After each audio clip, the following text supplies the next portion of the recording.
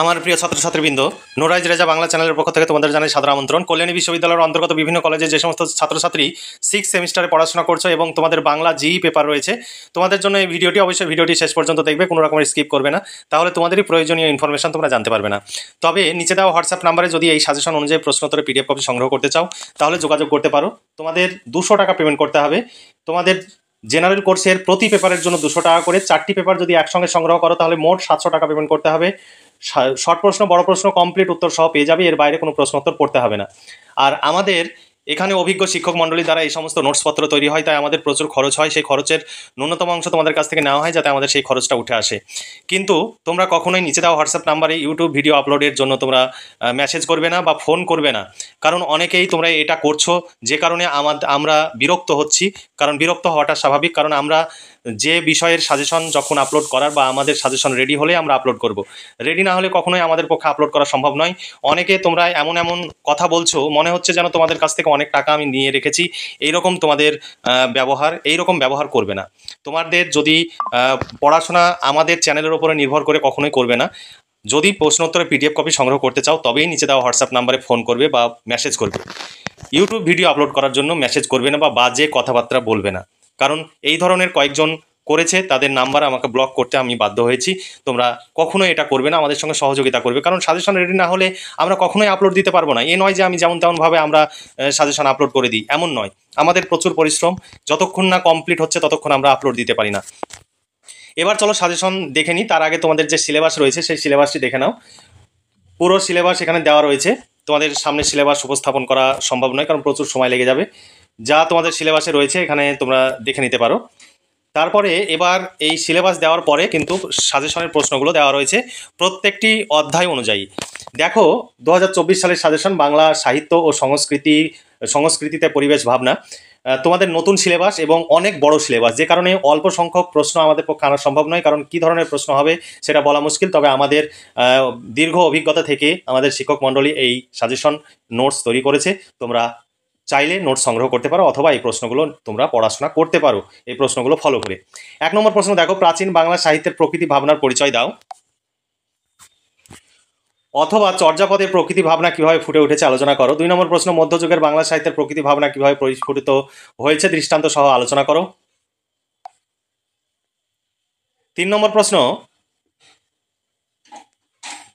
রবীন্দ্র সাহিত্যে পরিবেশ ভাবনার পরিচয় দাও। 4 নম্বর প্রশ্ন, মানুষ আর প্রকৃতি ও পরিবেশ তো ভিন্ন নয়, যদি মানুষ তা সব সময় মনে রাখে না, যদিও মানুষ তা সব সময় মনে রাখে না, উক্তিটির যথার্থতা বিচার করো। 5 নম্বর প্রশ্ন, জীবনানন্দ দাশকে প্রকৃতি প্রেমিক কবি বলা হয়, উক্তিটির যথার্থতা বিচার করো। বা জীবনানন্দ দাশের কাব্যে প্রকৃতি ভাবনার পরিচয় দাও। এবার কবিতা থেকে তোমাদের প্রশ্ন, রূপসী বাংলা কবিতা তোমাদের পাঠ্য, রূপসী বাংলা কবিতা থেকে তোমাদের প্রশ্ন দেখে নাও। 1 নম্বর প্রশ্ন, রূপসী বাংলা কবিতার বিষয়বস্তু আলোচনা করো, অথবা রূপসী বাংলা কবিতার জন্মভূমির প্রতি জীবনানন্দ দাশের যে সীমাহীন আসক্তি ফুটে উঠেছে তা আলোচনা করো। 2 নম্বর প্রশ্ন, রূপসী বাংলা কবিতার নামকরণের সার্থকতা বিচার করো। 3 নম্বর প্রশ্ন, তারই নিচে শুয়ে থাকি যেন আমি অর্ধনারীশ্বর, কার লেখা, কোন কবিতার অংশ, অর্ধনারীশ্বর কি, অংশটির তাৎপর্য বিশ্লেষণ করো। 4 নম্বর প্রশ্ন, তবু যেন মরি আমি এই মাঠ ঘাটের ভিতর, কোন কবিতায় কার কেন এই আশঙ্কা।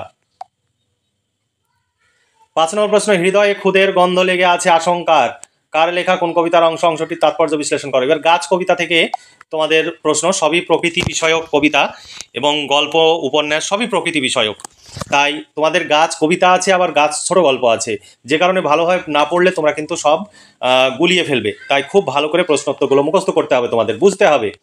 গাছ কবিতা থেকে প্রশ্ন দেখো, গাছ কবিতার মূল বিষয়বস্তু বা ভাববস্তু বিশ্লেষণ করো। 2 নম্বর প্রশ্ন, গাছ কবিতার নামকরণের সার্থকতা বিচার করো।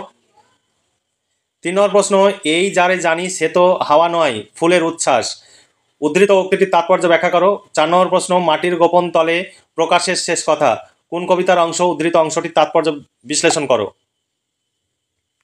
5 নম্বর প্রশ্ন, তবু মধ্যাহ্নের রিক্ত পটে রৌদ্র করায় প্রাণের রস পান, উৎস নির্দেশ করে উদ্ধৃত অংশটির তাৎপর্য ব্যাখ্যা করো। 6 নম্বর প্রশ্ন, সর্বহীন আছে তবু সর্বমাঝে সবার এসে পাই, উদ্ধৃত মন্তব্যটির তাৎপর্য ব্যাখ্যা করো। আগামী কবিতা থেকে প্রশ্ন, আগামী কবিতা থেকে 1 নম্বর প্রশ্ন, আগামী কবিতার মর্মবস্তু বিশ্লেষণ করো। 2 নম্বর প্রশ্ন, আগামী কবিতার নামকরণের সার্থকতা বিচার করো। 3 নম্বর প্রশ্ন, যদিও নগণ্য আমি অরণ্যের বিশাল চেতনা কোন কবিতার অংশ, উদ্ধৃত অংশটির তাৎপর্য ব্যাখ্যা করো। 4 নম্বর প্রশ্ন, আজ শুধু অঙ্কিত প্রতিবেশী গাছেদের মুখে উদ্ধৃত মন্তব্যটির মধ্য দিয়ে কবির পরিবেশ ভাবনার পরিচয় দাও, অথবা আগামী কবিতা অবলম্বনে কবির প্রকৃতি ভাবনার পরিচয় দাও। ছোট গল্প গাছ গল্প থেকে প্রশ্ন, এর আগে গাছ কবিতা ছিল, এবার গাছ গল্প। 1 নম্বর প্রশ্ন, গাছ গল্পে কিভাবে গাছ একটি চরিত্র হয়ে উঠেছে আলোচনা করো। 2 নম্বর প্রশ্ন, গাছ গল্প অবলম্বনে গল্পকারের প্রকৃতি প্রেমের পরিচয় দাও, অথবা গাছ গল্পে গাছ একটি নতুন সম্পর্কের জন্ম দিয়েছে আলোচনা করো। 3 নম্বর প্রশ্ন, গাছ গল্পের নামকরণের সার্থকতা বিচার করো। এখানে প্রশ্ন বেশি মনে হতে পারে, কিন্তু আমাদের পিডিএফ কপিতে এমনভাবে উত্তরগুলো তৈরি করা হয়েছে যাতে একটি প্রশ্নের সঙ্গে আরেকটি প্রশ্নের উত্তরের মিল থাকে তোমাদের মনে রাখা, এবং সেটি তোমাদের পরীক্ষায় লিখতে যাতে সহজ হয় সেইভাবেই নোটসগুলো তৈরি করা হয়েছে। তাই কোনো রকমের দ্বিধাবোধ না করে এই নোটসগুলো সংগ্রহ করলে তোমরা ভীষণভাবে উপকৃত হবে। আর এখানে যে প্রশ্নগুলো পিডিএফ কপিতে রয়েছে সেই প্রশ্নগুলো এখানে রাখা হয়েছে। এই প্রশ্নগুলোর উত্তর সব রয়েছে পিডিএফ কপিতে। এই গাছ দুষ্ট, এই গাছ শয়তান, একে এখান থেকে সরিয়ে দাও, কার লেখা কোন রচনাংশ, উদ্ধৃত অংশটির তাৎপর্য বিশ্লেষণ করো। 5 নম্বর প্রশ্ন, নীরব থেকে অচল থেকে জগৎটাকে দেখছে, উৎস নির্দেশ করে উদ্ধৃত মন্তব্যটি ব্যাখ্যা করো। 6 নম্বর প্রশ্ন, বুঝি গাছ তার গোলাপের মতো সুন্দর, উদ্ধৃত মন্তব্যটির তাৎপর্য বিশ্লেষণ করো। 7 নম্বর প্রশ্ন, পাড়ার মানুষগুলি নতুন করে ভাবতে শুরু করলো, পাড়ার মানুষগুলি নতুন করে ভাবতে শুরু করার কারণ ব্যাখ্যা করো। 8 নম্বর প্রশ্ন, গাছকে কেন্দ্র করে নারী পুরুষের দৃষ্টিভঙ্গিগত পার্থক্য আলোচনা করো। এবার অসত্য গল্প থেকে প্রশ্ন। 1 নম্বর প্রশ্ন, অসত্য গল্পে রেণু চরিত্রটি বিশ্লেষণ করো।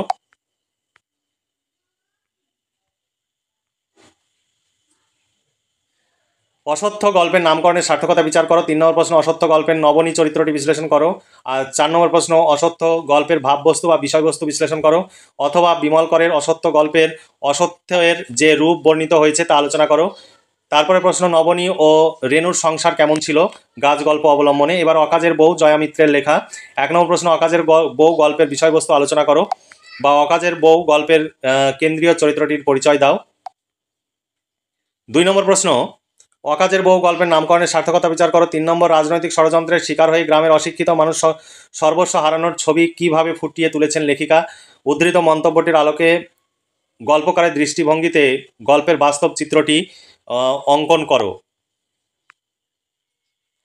তারপরে প্রশ্ন 4 নম্বর প্রশ্ন, মরতে আর কে চাই বলো না, বক্তাকে তার এমন উক্তির কারণ ব্যাখ্যা করো। 5 নম্বর প্রশ্ন, মাথায় পা দিয়ে আরও বেশি চেপে দিলে শেষ হয়তো একদিন সেও করবে, উদ্ধৃত মন্তব্যটির তাৎপর্য ব্যাখ্যা করো। 6 নম্বর প্রশ্ন, ধানের জমিতে কারখানা করলে মানুষ খাবে কি, লোহা লক করে তো পেট ভরবে না, কোন প্রসঙ্গে উদ্ধৃত মন্তব্যটি করা হয়েছে, উদ্ধৃত মন্তব্যটির সারমর্ম ব্যাখ্যা করো। 7 নম্বর প্রশ্ন, সব এইখানে পয়সার কাঙাল, বক্তাকে তার এমন মন্তব্যের কারণ ব্যাখ্যা করো।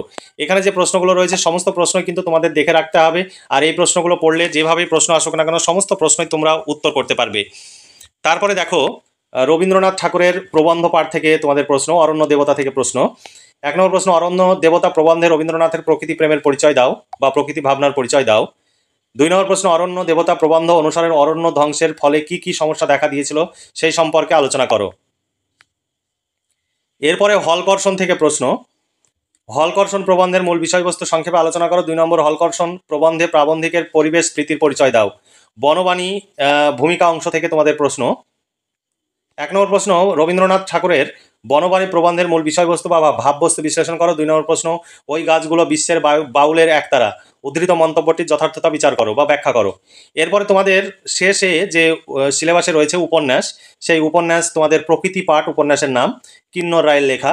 1 নম্বর প্রশ্ন, প্রকৃতি পাঠ উপন্যাসে পরিবেশের বিপন্নতার যে চিত্র ফুটে উঠেছে তা নিজের ভাষায় লেখো। 2 নম্বর প্রশ্ন, প্রকৃতি পাঠ উপন্যাসের নামকরণের সার্থকতা বিচার করো। 3 নম্বর প্রশ্ন, প্রকৃতি পাঠ উপন্যাস অবলম্বনে সতী প্রসন্ন চরিত্রটি বিশ্লেষণ করো। 4 নম্বর প্রশ্ন, প্রকৃতি পাঠ উপন্যাসে প্রকৃতির চারিত্রিক ভূমিকা আলোচনা করো। 5 নম্বর প্রশ্ন, প্রকৃতি পাঠ উপন্যাসে ওয়ারিন চরিত্রটি বিশ্লেষণ করো। 6 নম্বর প্রশ্ন, প্রকৃতি পাঠ উপন্যাসে যে নাগরিক জীবনের ছাপ রয়েছে তা দোলন চরিত্র অবলম্বনে বিশ্লেষণ করো। 7 নম্বর প্রশ্ন, প্রকৃতি পাঠ উপন্যাস অবলম্বনে দীপেশ ও সুধা প্রসন্ন চরিত্র দুটি বিশ্লেষণ করো। 8 নম্বর প্রশ্ন, প্রকৃতি পাঠ উপন্যাস অবলম্বনে মনোরমা ও অপরাজিতা চরিত্র দুটি বিশ্লেষণ করো, অথবা প্রকৃতি পাঠ উপন্যাস অবলম্বনে দুটি নারী চরিত্র সম্পর্কে আলোচনা করো।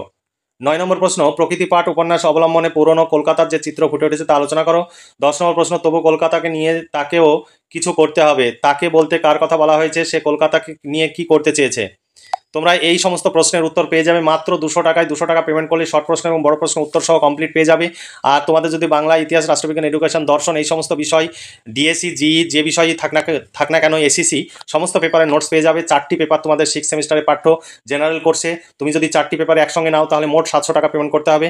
700 টাকায় তোমাদের কমপ্লিট নোটস তোমরা পেয়ে যাবে। এই সমস্ত নোটস সংগ্রহের জন্য তোমাদের বিভিন্ন জায়গায় ছোটাছুটি করার প্রয়োজন নেই এবং প্রচুর অর্থ ব্যয়েরও প্রয়োজন নেই, কারণ তোমরা দূর দূরান্তে এই সমস্ত নোটস সংগ্রহের জন্য যাও, সেখানে তোমরা লিখতে গিয়ে বানান ভুল করো এবং প্রচুর ভুলে ভরা নোটস তোমরা নিয়ে ঘরে ফেরো।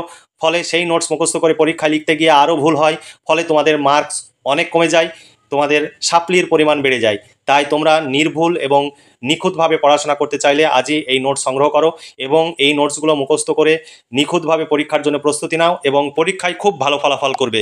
তোমরা যদি আমাদের কাছ থেকে নোটস নাও তাহলে তোমরা নো টেনশনে, একদম টেনশন ফ্রিভাবে তোমরা পরীক্ষা দিতে পারবে। তারপরে দেখো 11 নম্বর প্রশ্ন, ট্র্যাডিশন স্মৃতি মুছে দিয়ে হৃদয়হীন এ কোন আধুনিকতার দিকে যাত্রা, কোন প্রসঙ্গে মন্তব্যটি করেছেন, উদ্ধৃত মন্তব্যটি তাৎপর্য বা যৌক্তিকতা বিচার করো। এই ছিল তোমাদের সাজেশন। মনে হতে পারে প্রচুর প্রশ্ন রয়েছে, কারণ তোমাদের নতুন সিলেবাস, অল্প সংখ্যক সাজেশনে কখনোই উপস্থাপন করা যাবে না। আর বাংলা বিষয়ের কোনো সাজেশন হয় না, কারণ বাংলা বিষয়ে ডিটেলসে পড়তে হয়। ইতিহাস, রাষ্ট্রবিজ্ঞান, এডুকেশন এগুলোর সাজেশন হয়, কিন্তু বাংলার কোনো সাজেশন হয় না। আমরা যে গুরুত্বপূর্ণ প্রশ্ন যেগুলো রয়েছে সেগুলো আমরা এই সাজেশনে উপস্থাপন করলাম। তোমরা অবশ্যই এই প্রশ্নগুলো ফলো করতে পারো, আর চাইলে আমাদের কাছ থেকে নোটস সংগ্রহ করে তোমরা পড়াশোনা করতে পারো। প্রতি পেপারের জন্য 200 টাকা করে পেমেন্ট করতে হবে। আর আমাদের কাছ থেকে নোটস সংগ্রহ করলে তোমাদের অর্থ এবং সময় উভয়েরই সাশ্রয় হবে।